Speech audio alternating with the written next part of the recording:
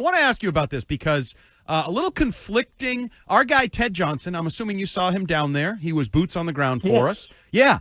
So he came back a little underwhelmed with Efton Chisholm based on everything he had heard and read.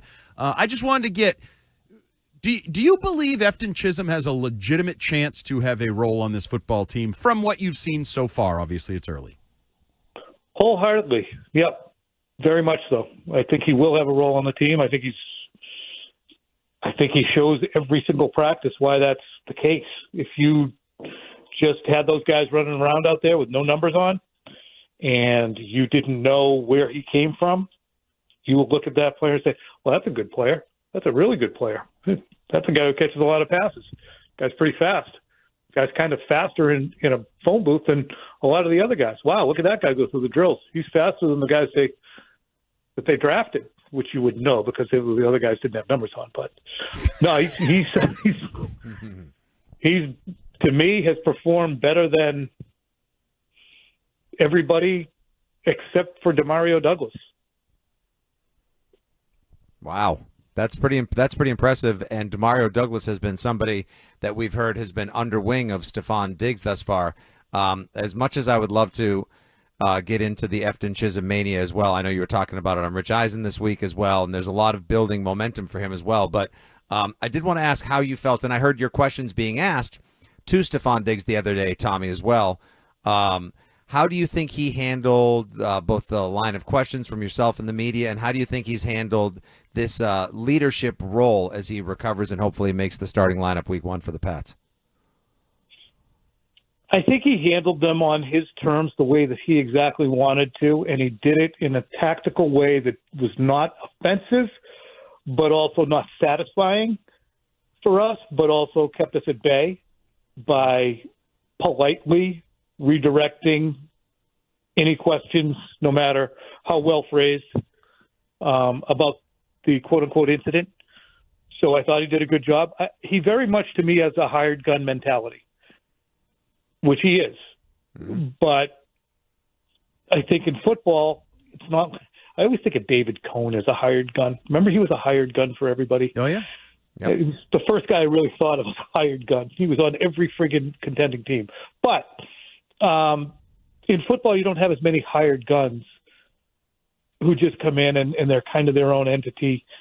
And I think that Diggs enters this team maybe with that personal mindset. I've been in the league for 10 years. I'm going to do things my way. I'm not going to sit here and bend the knee and plead with the media to understand my point of view and that I'll never do it again.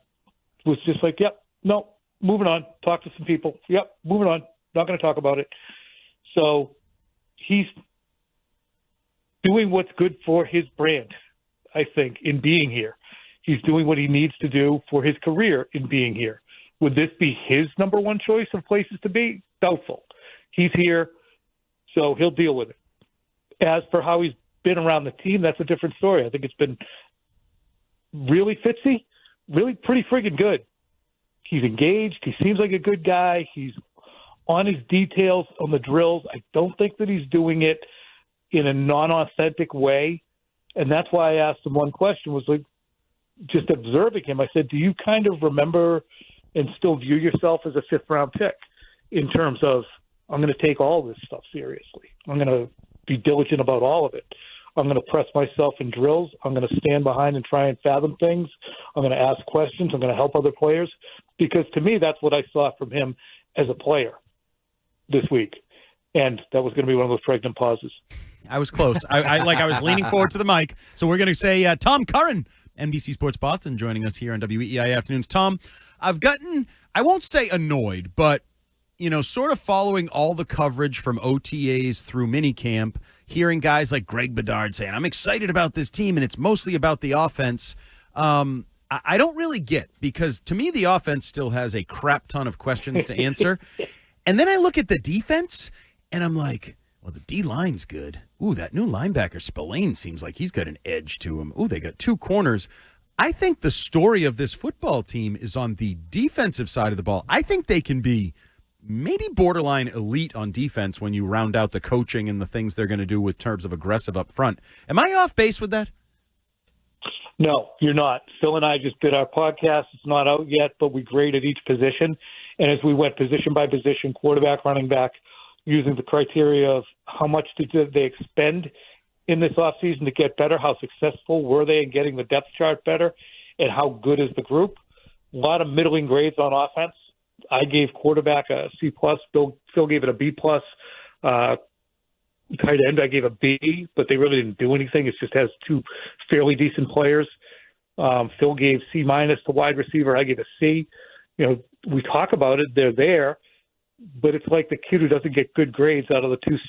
If there's two sons in the family, there's one who always gets good grades, and there's one who does horrible. Yep. And then he brings home a report card full of C's, and was like, "Wow, Perfect. Jimmy!" Yep, that's a perfect And the comparison. other kid's like, "What the hell?" I'd get yelled at if I had a C. But then on defense, it was A. Like, I gave the safeties an A-. Phil gave them an A. We gave the cornerbacks an A. So you're right, Andy. We're spending a lot of time on it because they're the problem child, and they're showing progress. And they've obviously got a lot of time to continue to make progress as Steph Diggs helps out in the wide receiver room, as Travion Henderson finds his role in the passing game, the running game as well. And the line has to form as well, Tom. And there's just questions all over the formation. And I think it's because a lot of these offensive players haven't really distinguished themselves yet, and Drake hasn't stood out so much either, that led our pal, your pal as well, Mike Giardi, to recently tell Andrew Callahan that thus far in the offseason, Mike Vrabel, the coach, has been the MVP of the Patriots. Agree or disagree, Mr. Tom E. Curran? Long question, good question. I agree. I think that he does a nice job of lending enthusiasm and energy without being over the top upbeat. Like, he's not Pete Carrollish, who's a Hall of Fame level coach, but it's not all upbeat. And you can hear him speaking to the team and making clear his expectations. And one of the things that I heard, we're not supposed to quote, so I'll paraphrase, that he's going to be extremely hard on the best players on the team. His expectations are going to be extremely high for them. Also, that reiterating what he said at the opening press conference to us, he continues to lean on it. He didn't know whether then they were a good enough team to take advantage of bad football. And sticking with that line of thought, he is saying, I still don't know if we are, and I'm seeing too many instances where we're guilty still of stupid football. So what we're going to be looking for over the next 2 months before the season starts is guys who don't play stupid football. Because if you play stupid football, it's going to spread around the league that you're a stupid player and you're going to be taken advantage of, and we don't want stupidity. So those two things, they're not – and again, Mayo was really in a tough spot in terms of being told that, hey, you got a year to figure it out yourself, the coaches, everybody. We're not grading you on this one. It's the PSAT. Don't worry about it. And he found out it was the SAT. So – but still, there was very much we're building something. We're trying to create a foundation. We're trying to build a culture. I think they want the foundation and culture laid right now. Whatever it is, they're building on it. So I think he's done a good job of that. So long-winded answer to Mike Giardi's probably smarmy-faced, sneering, no, everybody loves this team. I want to be – I love Mike. You know I love Mike. We all love Mike. Yeah, we love Lamp and we love Mike. Tom, the worst place to play stupid football is the quarterback position. Did everything you've seen this spring, did Drake Maye take some steps away from playing stupid football, and is that priority number one for Josh McDaniels in his first year with him? Yes, it's going to be. In year two, we've seen it time and again, and I'll always think back to Tom Brady. In year two, he had his high in interceptions that season, his career high, because he was trying to do things to find out, what can I get away with now? Now that I'm a good player and I've won a Super Bowl, and maybe I could do this. And he found many times in 2002 that he couldn't do things. And I think that will be something that Drake Maye has to fathom as well, especially with a litany of athletic skills that Tom didn't bring to the table in 2002 in terms of as a runner and as the game just being different. So he has not been stupid. He's taking care of the ball. You don't see ball handling mistakes. You see a pick here and there. It's going to happen. It's passing camp. We've already discussed the 4 picks and the reasons for those. Mm-hmm. And we saw a shoddy practice on Tuesday when they went to red zone and third down.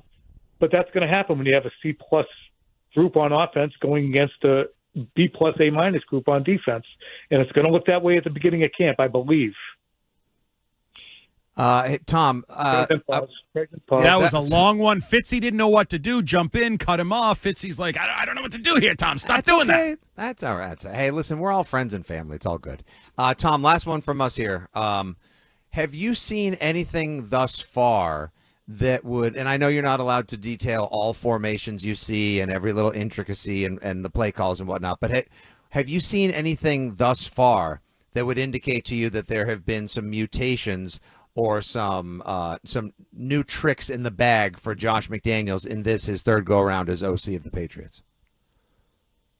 I think that they're definitely getting back to more things that they did under Josh. You're not seeing as much of the wide zone stuff. We have seen a fullback out there, tight end, deploying as a fullback. So those are really the only things that I would say right now that I'm seeing. You're not seeing a lot of sprint out. We might have seen a design run by Maye. I don't know if that happened or not. Can't recall at this point. But to me, nothing revolutionary. No, I don't think so, Fitzy. But when training camp starts in a mere 5 or 6 weeks from now, I'm sure you guys will be field side, and we can all detail that together on the first Thursday of camp, which will be, I believe, July 25th. Oh, yeah. July 23rd. It's coming at us earlier than I can even remember, Tommy. I'll see you out there on the hill catching field goals again, guy. Don't one-handed them. Hey, Tom, before we let you go, if you were casting the statue of Tom Brady that'll be unveiled on 8/8, what would it look like? I really love the Sports Illustrated cover, Sportsman of the Year cover from early in his career when he was wearing the long jacket. Remember that one? Yeah. I like that one. I don't like the let's go signal in the first down after breaking Urlacher's ankles, because any of those yelling ones. What about the one? They end up. What about the one at the end? The way he runs out and gets jazzed up with the crowd there with the fist pump. Let's go. No. Everybody ends up looking like a primate when they start using those. Did you see, Tom? Things. There are so many bad statues that have been unveiled and displayed for great athletes. Like, if this ends up being the Dwayne Wade version of the Tom Brady statue, I'm going to be so sad. Didn't Ronaldo have a terrible statue? Oh, awful. Or Ryan Fitzpatrick in the commercial for State Farm. That was that really bad one, too. Or you know what it Carmelo. should be? If you guys saw the graphic that the Patriots put up today commemorating the 1-year anniversary of the Tom Brady retirement party and red jacket thing back at the stadium, it's just a classic pose of Brady, poised and in the pocket. I think that would probably go a long way. I think I like that. Both feet planted firmly. Yep. Ready to throw from a strong base. Yes. And fire the hips. Oh, that was a long pause, or are you done? Nope. It's going to be, it's going to be a long pause. I'm done until training camp. You know that? Jeez. Wait, Andy, you always know that Tom likes to end on fire the hips. That's a classic Tommy Curran. You're like a player. You get 5 weeks now. Do we have to worry about you? Is this the most dangerous 5 weeks in your career? We don't know where you're going to be, what you're doing? I'd come on. Come on. Oh, okay.